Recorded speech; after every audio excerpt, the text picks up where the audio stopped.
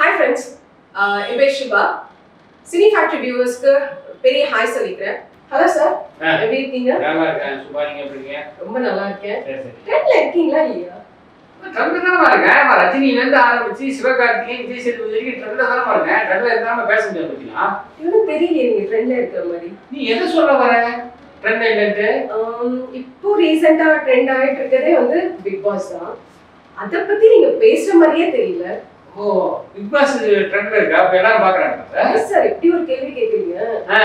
நீ பாக்குறியா? நான்லாம் அதுக்கு ஒரு பெரிய ஃபேன். ஓ, அப்படின்னு தெரிஞ்ச பேசிட்டு இருந்தாங்க. எனக்கு நிறைய பேர் கேட்டாங்க. பட் என்னன்னா Bigg Boss Bigg Boss Bigg Boss என் ஒய்ஃப் கூட பார்ப்பாங்க. நீ சொன்ன மாதிரி ஐபிஎல் பார்க்காத ஆம்பளைங்களும் கிடையாது, பிக் பாஸ் பார்க்காத பொம்பளைங்களும் கிடையாது. கரெக்ட் தான் அது. எனக்கு நான் ரொம்ப அழுகாட்சியா இருக்குது, நெஞ்சு நக்கிற போதெல்லாம் ஒரு மாதிரி இதா இருக்கு. அதனால சரி வேணாம்னு யோசிச்சேன். பட் ஆனா உன்ன மாதிரி நிறைய பேர் வந்து பிக் பாஸ் பத்தி பேசுங்க. பிக் பாஸ் ஒரே ஒரு நிமிஷம் சார். கான்ட்ரோவர்சி விரும்பாத ஆளுங்க யாருமே இருக்க மாட்டாங்க.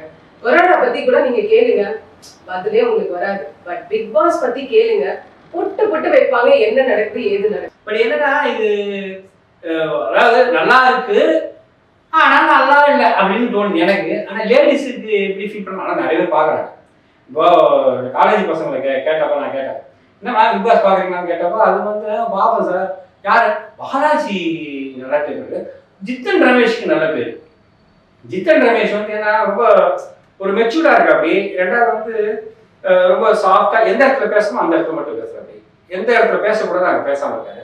பட் ஆனால் எல்லாம் கிண்டல் பண்ணா கிண்டல் பண்ற அப்படி, அதாவது சைலண்டா நமக்குள்ளே பார்த்துட்டு ஸோ இந்த மாதிரி விஷயங்கள் நல்லா பண்றாரு. கமல் சாரோட ஃபர்ஸ்ட் இந்த பிக் பாஸ் பத்தி ரொம்ப பிடிச்சி இந்த சீசன்ல காஸ்டியூம், எக்ஸ்ட்ரானரி காஸ்டியூம் சென்ஸ். ஒரு ஒரு 66 வயது இளைஞர், 6 வயது இளைஞர் மாதிரி இருக்காரு பார்க்கறதுக்கு. பையன் சின்ன பையன், என்ன காஸ்டியூம் சென்ஸ், இந்த கலர்ஸ் ரியலி. அப்புறம் ரெண்டாவது வே ஆஃப் ஸ்பீச். ஒரு ஆங்கர் கூட இப்படி பண்ணுவாங்களா அப்படின்னு ஆச்சரியமா இருக்கு. அவ்வளோ நேர்த்தியா பண்றாரு. ஆங்கர் பண்றது கூட அதுதான் சொன்னா. ஒரு விஷயம் சொல்லுவார் அடிக்கடி, அவங்க அம்மா சொல்லுவாங்க, கமல் சார் அம்மா, கக்கூஸ் கழுவுனா கூட நீ அந்த கக்கூஸ் கழுவுனா நம்பர் 1 பண்ணுவோம். அதை வந்து இஸ் மெயின்டெனிங். இந்த வாரம் வந்து எனக்கு 3 பேர் வச்சிருக்கேன். ஒன்று சனம், இல்லை அனிதா, இல்லை வேல்முருகன். இவங்க 3 பேர் யாராவது தான் போவாங்க. ஏன் அவங்க 3 பேர் மட்டும்? அனிதா எப்போ பார்த்தாலும் சோகத்தின் நிலையில இருக்கு, இப்போ பார்த்தாலும் அழுதுனே இருக்கு. ஆடியன்ஸுக்கு வந்து என்னதான் வந்து ஒரு எப்பயுமே எக்ஸஸ் ஆஃப் எவ்ரிதிங் சொல்லுவாங்க. ஏதோ ஒரு டைம் ஆடலாம், இப்போ பார்த்தாலும் அழுதுனே இருந்தா அது. சனம் எப்படின்னா, சனம் வந்து யாருமே பேச விட மாட்டாங்க, பேசிக்கிட்டே இருக்காங்க. வேல்முருகன் என்னன்னா அந்த ஸ்ட்ராட்டஜின்னு சொல்லுவாங்கல்ல. சரி, சுரேஷ் சக்கரவர்த்தி என்ன பண்றான்? ஃபர்ஸ்ட் எப்படி இருந்தான்? வந்த புதுசு எப்படி இருந்தான்? அப்படியே அங்கேருந்து கொளுத்தி போறது, அங்கேருந்து கொளுத்தி போறது, இருந்தான். எல்லாரும் ஒரு மாதிரி டெசர்ட் பண்ண உடனே அப்படியே ஒரு மாதிரி செட்டில் ஆயிட்டான். எல்லாருமே வந்து வந்த புதுசுல செட்டில் என்ன பண்ணுவாங்க, இதெல்லாம் காட்டணும் அப்படின்னு தான் நினைப்பாங்க. அதனால அவரும் கொஞ்ச நாளைக்கு ஆடினாரு, அதுக்கப்புறம் இப்ப அமைதியாயிட்டாரு. அதான் எதுக்கு ஆகுறாங்கன்னா ஒரு விஷயம் தான். அதாவது மக்கள்கிட்ட நீங்க ஃபர்ஸ்ட் சீசன் தான் இது வந்து ரொம்ப சூப்பரா இருக்கும். ஏன் தெரியுமா? அவங்களாவே இருந்தாங்க எல்லாருமே. இப்ப இந்த 4வது சீசன்ல என்னன்னா எல்லாரும் வந்து மக்கள்கிட்ட கெட்ட போறாங்க, மக்கள்கிட்ட நம்ம தப்பா நினைச்சுக்கோங்க, மக்கள்கிட்ட நம்ம போர்ட்ரேட் ஆகணும், தப்பா பேர் வாங்கிக்குவோம், இப்படி எல்லாமே நினைச்சிட்டு ஃபீல் பண்றாங்க. அதுதான் ப்ராப்ளம். என்னன்னா இல்லைன்னா அப்படியே அதை மீறி என்னால 24 மணி நேரம் ஒரு வீட்டில் இருந்தா நிச்சயமா கேமரா கான்சியஸ் போயிடும் ஆட்டோமேட்டிக்கா. ஒரு 10 நாள் இருக்கும் மினிமம். சில பேர் 2 நாள் இருக்கும், சில பேருக்கு 5 நாள், சில பேர் 10 நாள், அதுக்கப்புறம் போயிடும் கேமரா கான்சியஸ் போயிடும். அதுதான் இப்போதான் வந்து செட் ஆயிருக்கு. இது இதனாலதான் வந்து அர்ச்சனா அழகாகட்டும், அனிதா வந்ததே வரும்போதே அழகுதான் வந்து நினைக்கிறேன். பிக் பாஸ் வீட்டுக்குள்ள வரும்போதே அழகு வந்ததோ நான் பார்க்கல. நீ பாத்தியா? வரும்போது எல்லாரும் சிரிச்சுதான் வந்தாங்க. அப்படியா? போகும்போதே அழகு போக நினைக்கிறேன். போகும்போது அழகு எனக்கு ரொம்ப ரேகா போனது வந்து ரொம்ப ரொம்ப ஹாண்டிங். ஏன்னா ஒரு உண்மையான ஒரு தாய் பாசத்தோட அந்த அம்மா ரேகா வந்ததுல ரொம்ப பிடிச்சிருந்து. அந்த சிவானி வந்து ரொம்ப பாசமா வந்து அந்த பொருள் இருந்து இந்த உடைச்சிட்டு ஒரு பொருளை கொடுத்துச்சுங்க. கொடுத்து போகும்போது குட்டிமா செல்லம் இதை வச்சுக்கோ அப்படின்னு சொல்லிட்டு அந்த சிவானி கொடுத்தோடனே லைட்டா ஒரு சின்ன ஹாண்டிங்கா இருந்துச்சு. மற்றபடி உண்மையான அன்பு, உண்மையான சென்டிமெண்ட் தான் நமக்கு கண்காங்க.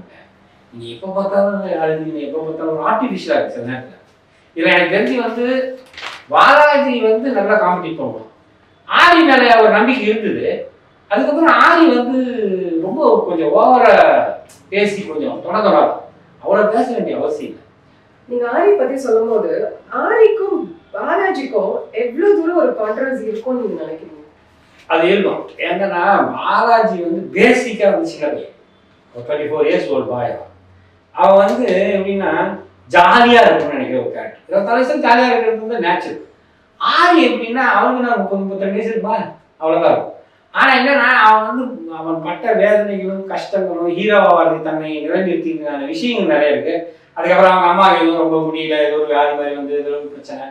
ஸோ அதெல்லாம் வந்து அவனுக்கு கஷ்டமா இருந்தது. அதெல்லாம் ஓகே. அது ஆனால் இருந்தாலும் வந்து கொஞ்சம் புலம்பல் ஜாஸ்தியாக தான் இருக்கு ஆகிட்ட. ஸோ அது ஆட்டோமேட்டிக்காக செட் ஆகுது. இப்போ நான் ஒரு ஜாலியான கேரக்டர், நீ கொஞ்சம் ரிசர்வான கேரக்டர், நான் வீட்டுக்கு வரது லேட் ஆகல.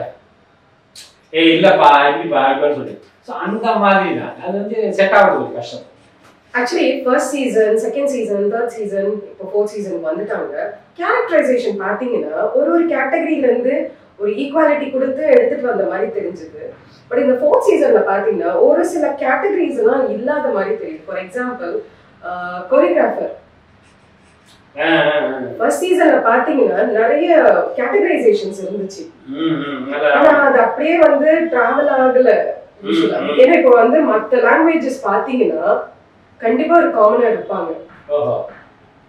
அதே மாதிரி ஒரு கொரியோகிராஃபர் இருப்பாங்க, சிங்கர் இருப்பாங்க. பட் இந்த சீசன்ல எனக்கு என்னமோ அந்த ஒரு ஈக்குவாலிட்டி இல்லைன்னா ஒரு என்ன சொல்றதுக்கு ஒரு கேட்டகரைசேஷன் இல்ல. ஏன்னா இது ஏன் எனக்கு அவ்வளவு ஒரு இதுவா இருந்ததுன்னா, இப்போ நீங்க ஒரு ஹிந்தி பிக் பாஸ் பாத்துருக்கீங்களா? அவ்வளவு ஒரு ஆக்ரோஷமா இருக்கும். நம்மளே வந்து என்ன ஃபீல் பண்ணோம்னா அவங்க அடிச்சுக்கும் போது நம்மளே ஸ்கிரீன்குள்ள போயிட்டு அவங்கள நம்மளே வந்து ஒரு 4 குத்து குத்துலாமான்லாம் தோணும். அந்த அளவுக்கு வந்து ஒரு ஃபைட் போகும், ஒரு அக்ரெசிவ்னஸ் இருக்கும்.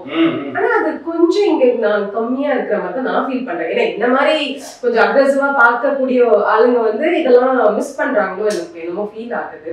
நீங்க என்ன நினைக்கிறீங்க? இல்ல அது உண்மைதான். அதனால பாத்தீங்கன்னா ஃபர்ஸ்ட் செகண்ட்ல ஃபர்ஸ்ட்ல வந்து காயத்ரி சண்டை போட்டப்ப கூட நேச்சுரலா கரெக்ட். அதனாலதான் காயத்ரி வந்து மக்கள்கிட்ட வந்து கெட்ட பேர் வாங்கினா கூட இல்ல, அந்த ஷோ ஹிட் ஆச்சு. நீங்க அவங்க பாயிண்ட் ஆஃப் ஷோ ஹிட் ஆகும், அதுதான் அவங்களோட கண்டென்ட். அதாவது அப்படின்னும் போது ஆட்டிடியூட பத்தி என்கிட்டே பேசுறியா அப்படின்னு சொல்ல காயத்ரி. அதெல்லாம் மக்களுக்கு வந்து அவ்வளவு கோபம், அந்த அக்ரெசிவ்னஸ் நீ சொன்ன மாதிரி ரியல் ஃபைட்டா பார்த்து இந்த இவன் போனதில் பாலாஜி அடிக்க போனதான் சிம்பு ஃப்ரெண்ட் வருது. ஸோ அதெல்லாம் இருந்தது. இந்த இதெல்லாம் ஆனால் இல்லை தான் நீ சொல்ற மாதிரி. நான் இது வந்து எல்லாருமே ரொம்ப செட்டில்டா, ரொம்ப டீசென்டா, மேபி பாதி நாள் கூட போகல, அதனால ஒரு வேலை என்னன்னா அதுக்கான ஆட்கள் இல்லை. இப்ப ரியோவும் பாலாஜியும் கொஞ்சம் அப்படி லைட்டா அடிச்சுக்கிற மாதிரி இருக்கிறாங்க. ஏன்னா 2 பேருமே ஆட்டிடியூட் காட்டுறாங்க அப்படின்ற மாதிரி ஒரு சின்ன இது. அப்புறம் ரெண்டாவது கல்யாணம் ஆகாத பையன் பார்த்தா எனக்கு தெரிஞ்சு பாலாஜி மட்டும் தான் இல்லையா? அது ஒரு காரணம். ஏன்னா 2-3 பசங்க விட்டாதான் காம்படிஷன், இந்த லவ் அந்த மாதிரி இந்த மாதிரி விஷயத்துக்கு. ஆஜிஷ் கூட அதுக்கு செட் ஆகும். ஆஜித் அவன் எதுக்குமே செட் ஆகும். அதான் மக்களுக்கு பார்த்தீங்கன்னா 2 நிறைய நாமினேட் ஆகிட்டு போனதால போயிருக்க வேண்டியதானே. அந்த எவிக்ஷன் பாஸ் இருந்ததுனால தப்பிச்சிட்டான். எல்லாம் போயிருப்பான் போனதால. ஏன்னா ஆஜித் வந்து ரொம்ப மெச்சூர்டா தெரியல. ரெண்டாவது இன்னொன்று இல்லைங்க. இப்போ அதான் அது என்னன்னா வீட்டுக்கு பயப்படுது, வீட்டில் பார்ப்பாங்க, வீட்டில் பார்த்தா என்ன நினைப்பாங்க, ஃப்ரெண்ட்ஸ் பார்த்தா என்ன நினைப்பாங்க, அது இருக்குது நிறைய. அது இருக்குதுன்னா ஃபர்ஸ்ட் ஸ்கிரீன்க்கே வந்திருக்க மாட்டாங்க. வந்திருக்க கூடாதுமா, அதுதான் வரானுங்க. அது வந்திருக்க கூடாது, வராம இருக்கலாம். அதனாலதான் 3 ஷோ ஹிட்டு. இது பெரிய ஹிட் ஆகாத காரணம் இருக்காங்கப்பா. போன தடவை பார்த்தீங்கன்னா ஓட்டிங் பர்சன்டேஜ் பார்த்தீங்கன்னா கண்ணாமலாம் இருந்துச்சு. ஆனா இந்த இதில் அப்படியே கம்மியாயிருக்கு.